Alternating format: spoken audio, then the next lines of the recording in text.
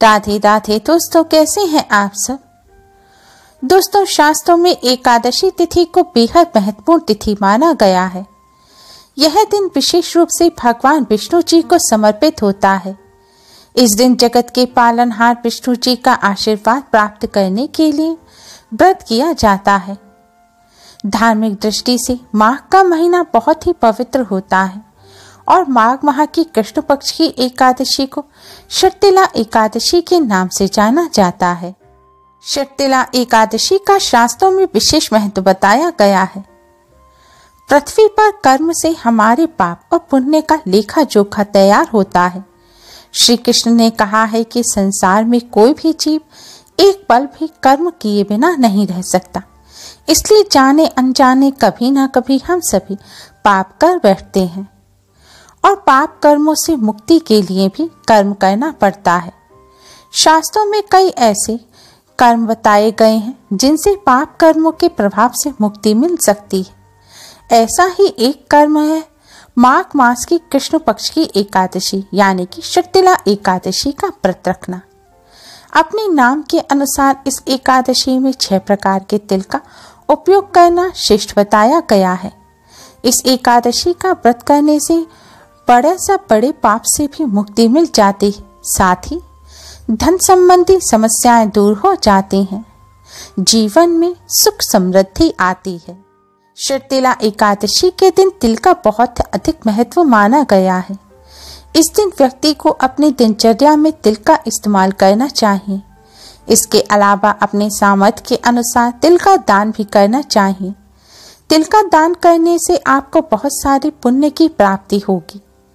ऐसी मान्यता है अगर इस दिन 6 तरह से तिल का प्रयोग किया जाए तो पापों का नाश होता है और वैकुंठ धाम की प्राप्ति होती है। इस दिन तिलों का प्रयोग परम फलदायी माना गया है। इस दिन तिल का इस्तेमाल स्नान, उपटन, आहुति, तर्पण, दान और खाने में अवश्य ही करना चाहिए। जो भी व्यक्ति षटतिला एकादशी का व्रत करते हैं उन्हें वाचिक, मानसिक और शारीरिक पापों से मुक्ति मिलती है। दोस्तों, इस बार षटतिला एकादशी का व्रत 6 फरवरी दिन मंगलवार को रखा जाएगा और व्रत का पारण 7 फरवरी को किया जाएगा। व्रत पारण करने का यानी कि व्रत खोलने का शुभ मुहूर्त 7 फरवरी के सुबह 7:06 से सुबह 9:18 तक रहेगा। दोस्तों, शास्त्रों के अनुसार एकादशी व्रत का पारण द्वादशी तिथि समाप्त होने से पहले अवश्य ही कर लेना चाहिए, तभी व्रत पूर्ण होता है। अगर आप शुभ मुहूर्त में पारण ना कर पाए तो 7 फरवरी के दोपहर 2:02 से पहले पारण अवश्य ही कर लें, क्योंकि दोपहर 2:02 पर द्वादशी तिथि समाप्त हो जाएगी। षटतिला एकादशी पर व्रत रखने वालों को सूर्योदय से पहले उठकर नित्य क्रिया से निवृत्त होने के बाद तिल का उपटन लगाना चाहिए। फिर स्नान के जल में तिल मिलाकर उससे स्नान करना चाहिए। इसके बाद भगवान श्री कृष्ण को तिल का प्रसाद अर्पित करना चाहिए और तिल से ही हवन करना चाहिए। इस एकादशी के व्रत में तिल का दान करना भी उत्तम बताया गया है। अगर आप निर्जला व्रत नहीं रख रहे हैं तो आप दिन में जब भी जल पिएं तो जल में आप थोड़ा सा तिल मिला लें। तिल मिले हुए जल का ही सेवन करें। जो लोग व्रत नहीं कर सकते उनके लिए भी जितना संभव हो तिल का उपयोग करें।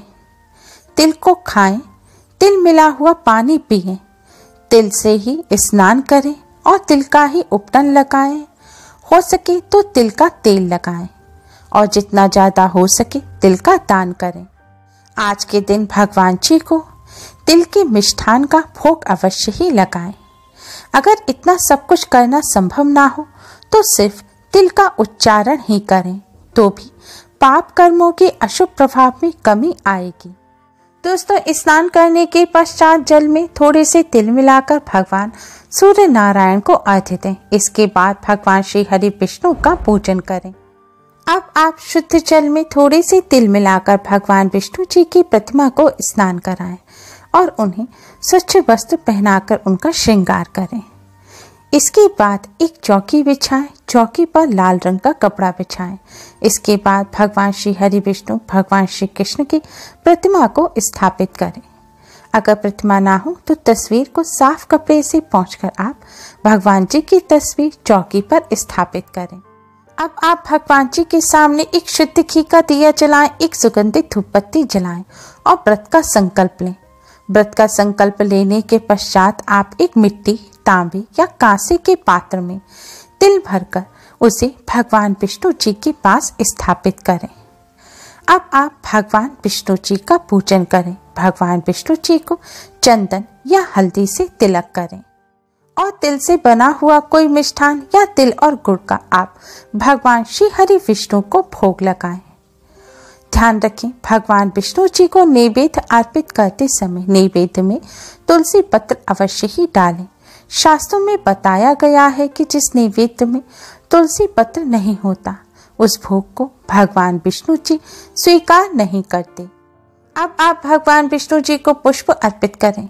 तिल से भरा जो पात्र है उस पर भी आप तिलक लगाएं और पुष्प चढ़ाकर पूजन करें। अब आप भगवान विष्णु जी के द्वादश मंत्र ओम नमो भगवते वासुदेवाय का कम से कम 108 बार जाप करें। इस मंत्र का आपको अधिक से अधिक जाप करना चाहिए। जाप करने के पश्चात आप शर्तिला एकादशी की कथा का श्रवण अवश्य ही करें। कथा की वीडियो आपको हमारे चैनल पर मिल जाएगी। कथा का श्रवण करने के पश्चात आप भगवान विष्णु जी की आरती करें। आरती करने के बाद आप भगवान विष्णु जी से दुख दरिद्रता को दूर करने की प्रार्थना करें, मनोकामना पूर्ति की प्रार्थना करें, अपने घर और परिवार की सुख समृद्धि की प्रार्थना करें। प्रार्थना करने के पश्चात आप अपने मस्तक पर भी हल्दी या चंदन से तिलक करें।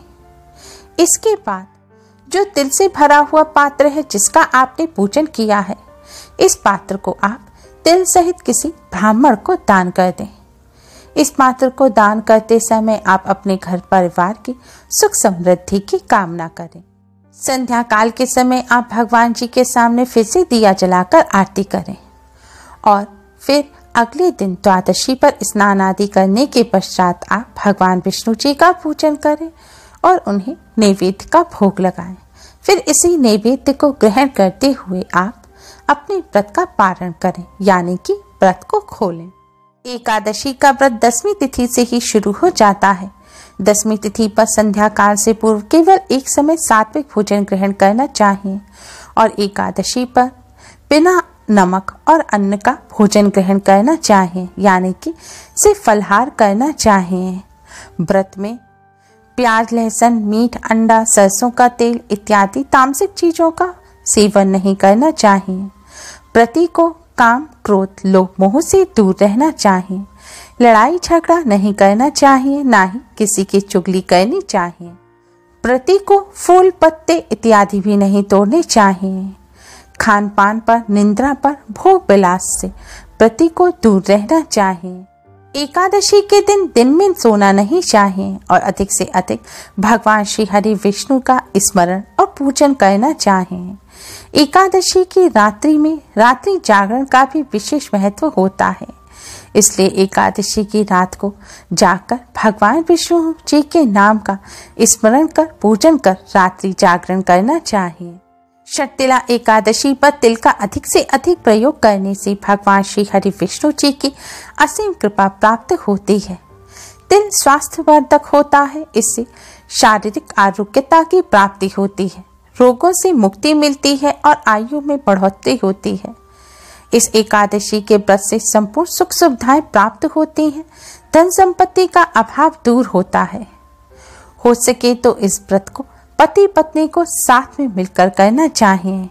इस व्रत को करने से निर्धनता और दरिद्रता का नाश होता है। शर्तिला एकादशी पर तिल के साथ ही अन्न का दान करना भी बहुत शुभ माना जाता है। इस एकादशी पर अन्न और काले तिल का दान करने से धन धान्य में बढ़ोतरी होती है। असहाय लोगों की विशेष रूप से इस दिन मदद करनी चाहिए, इससे भगवान विष्णु जी की कृपा प्राप्त होती है।